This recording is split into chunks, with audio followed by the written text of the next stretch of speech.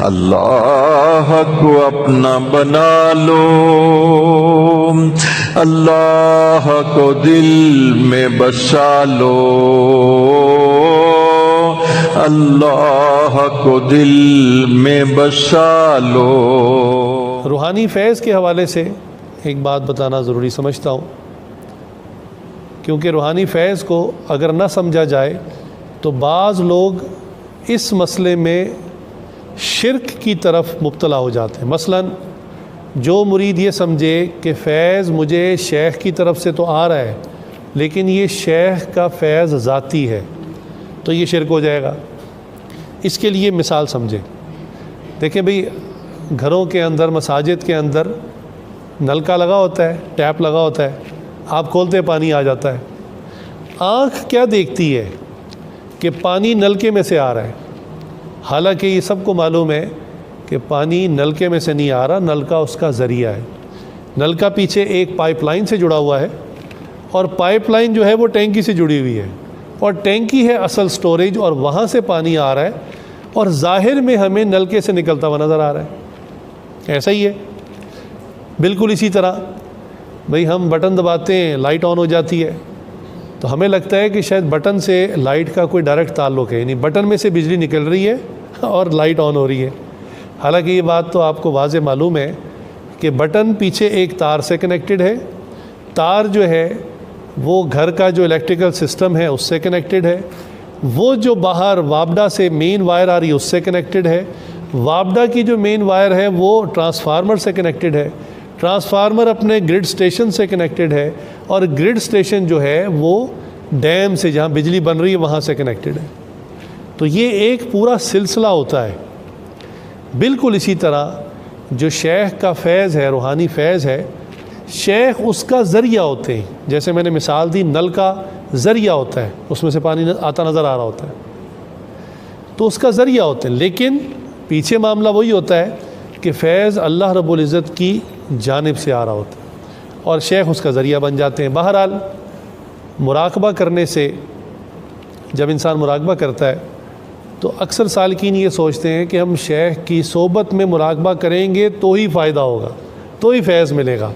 ہم اپنے گھر میں کریں گے یا اپنی مسجد میں کریں گے، یا دوسرے شہروں میں رہنے والے یہ سوچتے ہیں کہ ہم شیخ سے بہت دور ہیں، ہم مراقبہ کریں گے ہمیں کوئی فائدہ نہیں ہوگا،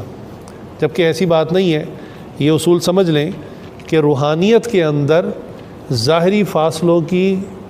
کوئی حیثیت نہیں ہے روحانیت کے اندر۔ اور بھئی یہ چیزیں تو اب سائنس نے ثابت کر دی ہیں۔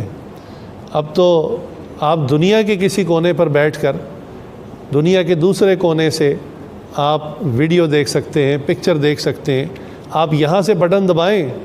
اور امریکہ کے اندر کوئی لائٹ آن کرنا چاہیں، فین آن کرنا چاہیں، کوئی مشین آن کرنا چاہیں، آپ آرام سے کر سکتے ہیں۔ یہ تو چیزیں آج سائنس نے کر دی ہیں، تو روحانیت بھلا کیسے رک سکتی ہے کہ جو انوارات آ ہی اللہ رب العزت کی جانب سے رہیں۔ اس لیے یہ بات سالکین کو کبھی نہیں سوچنی چاہیے کہ میں جب تک شیخ کے پاس نہیں ہوں گا تب تک مجھے فائدہ نہیں ملے گا، اس لیے مجھے مراقبہ گھر میں کرنا ہی نہیں چاہیے۔ نہیں، یہ بات ضرور ہے کہ جب آپ آگ اگر جل رہی ہو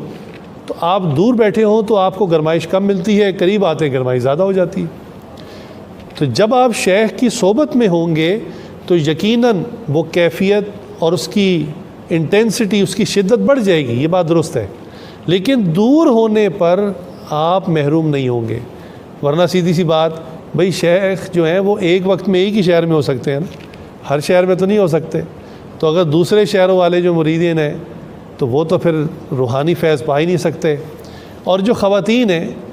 وہ تو ویسے ہی فاصلے پر ہوتی ہیں، وہ تو اپنے گھروں میں انہوں نے رہنا ہے،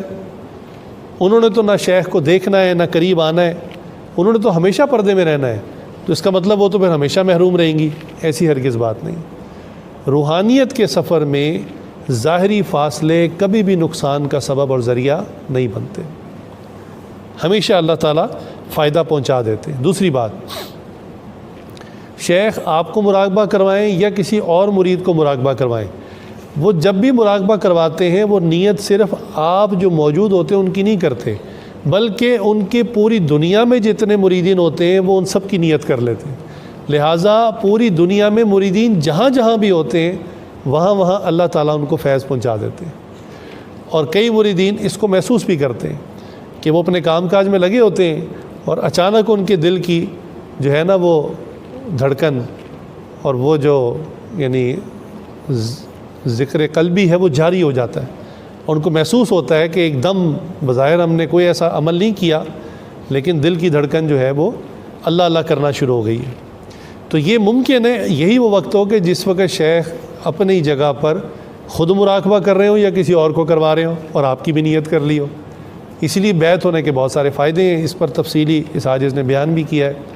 کہ بیعت ہونے والوں کو یہ فائدہ ہوتا ہے کہ شیخ جب بھی دعا کرتے ہیں تو وہ کہتے ہیں یا اللہ میری تمام روحانی اولاد کو، میرے تمام مریدین کو ہدایت عطا فرما، خاتمہ بالایمان عطا فرما، ان کو ذکر کی لذت عطا فرما، ان کو عبادت کا شوق عطا فرما، سجدوں کا سرور عطا فرما۔ تو جو بھی بیعت ہوگا بالفرض شیخ کو اس وقت نام بھی یاد نہیں ہے تو اس کو یہ دعائیں پہنچ جائیں گی، اسی طرح روحانی فیض بھی پہنچ جائے گا۔